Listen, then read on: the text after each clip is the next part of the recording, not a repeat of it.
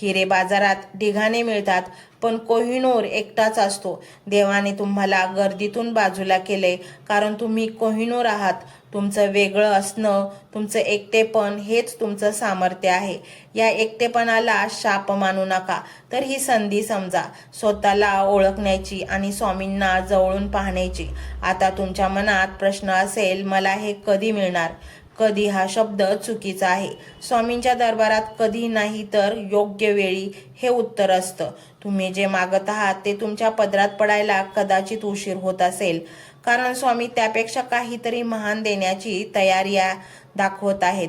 तुम्ही कदाचित एक छोटी झोपडी मागत असाल आणि स्वामी राजवाडा बांधत असतील. राजवाडा बांधायला वेळ तर लागणारच ना, त्यामुळे उशीर होतो म्हणून नाराज होऊ नका.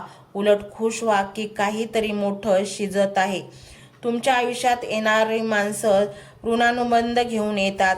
काही लोक तुम्हाला फसवून गेले, काही सोडून गेले, त्यांना दोष देऊ नका. त्यांचा आणि तुमचा हिशोब संपला म्हणून ते गेले, त्यांना पकडून ठेवू नका.